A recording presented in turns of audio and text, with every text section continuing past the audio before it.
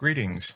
Here are ideas and information intended to help you navigate the minefield of life's many problems that I have gained through a self realization process known as advanced perception.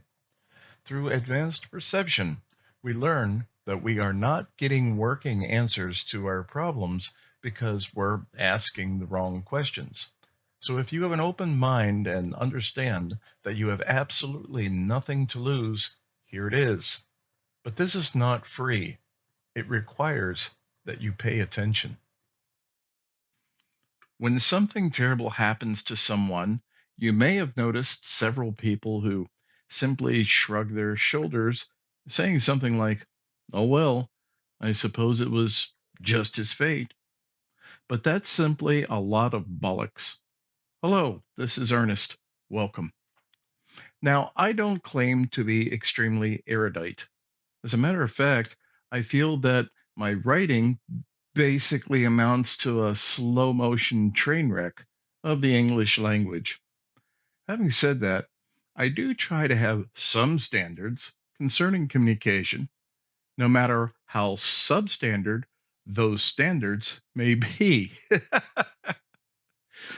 But whenever we're talking about the subject of fate, what it actually is an argument which has been going on since recorded human history.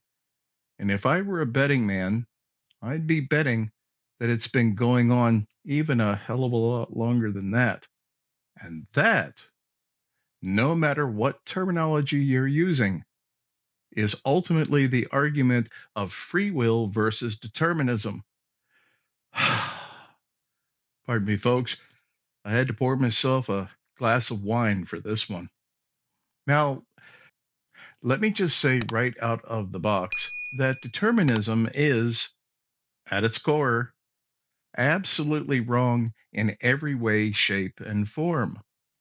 For very concise and scientifically demonstrable reasons, its concept is utterly fucking stupid. Now, other than the fact that I am being very serious, please try to relax and maybe even laugh, especially if you're religious.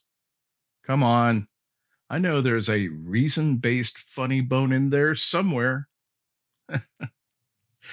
You see, the idea of the fates largely came about and was established by the ancient Greeks, that not only had an obsession with creating gods, but also appeasing those gods.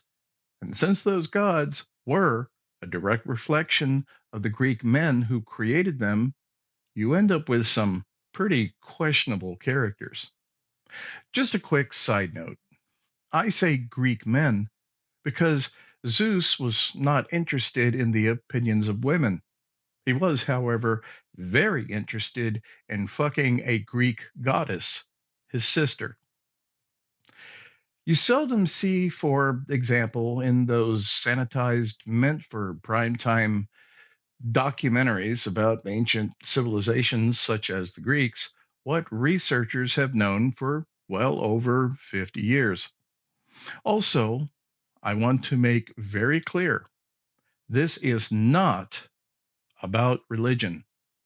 It is to illuminate a very elusive point concerning what many actually believe in as fate. Damn, makes you wonder how many people still believe in Zeus, which we'll get to shortly. Researchers of ancient civilizations have, particularly when it comes to Greece, easily translated thousands of Greek letters and text from ordinary citizens complaining about the government and issues with their daily lives. And apparently, even some 2,300 years ago, the hypocrisy of Zeus became what you might call a meme today.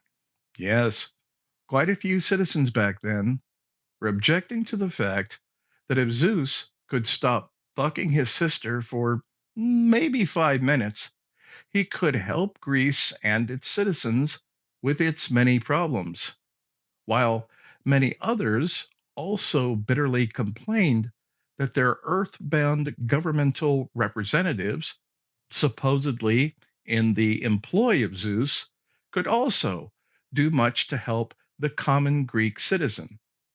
That is, if they could stop fucking their young boy concubines for 5 minutes. Oh well, you know the old saying, how does one separate the men from the boys in Greece? With a crowbar.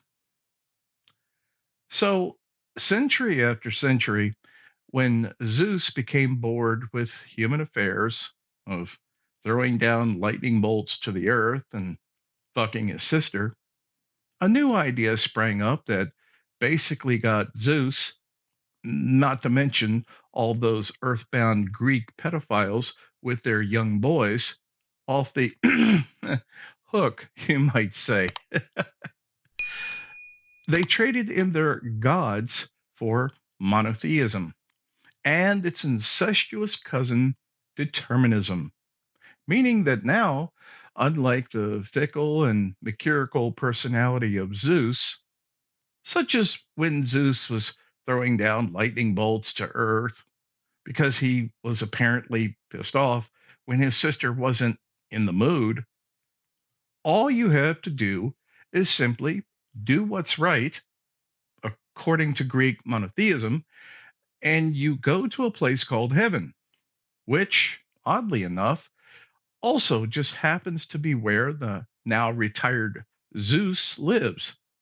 And you get to live there for all eternity, playing a harp and watching Zeus, you guessed it, fuck his sister.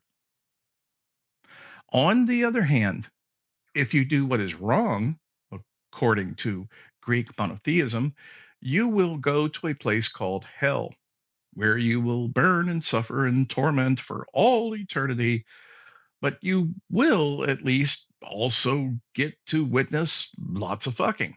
The most depraved sexual acts imaginable, since this is, after all, hell and all that, which is admittedly, at least comparatively interesting to heaven, since incest with your sister is quite relatively vanilla compared to what you'll be witnessing for all eternity in hell. Now, where the hell was I? Oh, yes, hell. I don't believe at this point I should threaten to insult your perception with the aforementioned critique of determinism.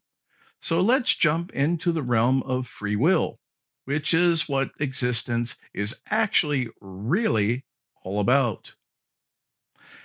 As I've discussed in the past, there are two primary forces always taking place simultaneously. They are will and death. Everything that you are, which has been erroneously often connected to fate, is the direct consequence and outcome of the two primary forces of will and death. Now, these elements of consciousness lay the groundwork of your existence, and in the simplest possible terms, whether that existence be of a positive nature or a negative nature, is determined by the will and its relative condition when it is applied to the four elements of planetary existence directly connected to yourself. To put this another way, there is no individual fate. The description that has been created and proselytized by apostles of determinism and its offspring, nihilism, for many centuries. These belief systems are contrary to the laws of will, which in turn means they are also contrary to the laws of life.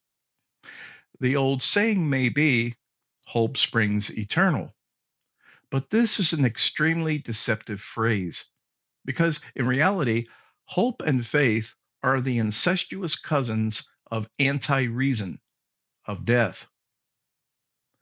So, in conclusion, what I'm saying, if anything right now, We are currently living in a state where science rules supreme.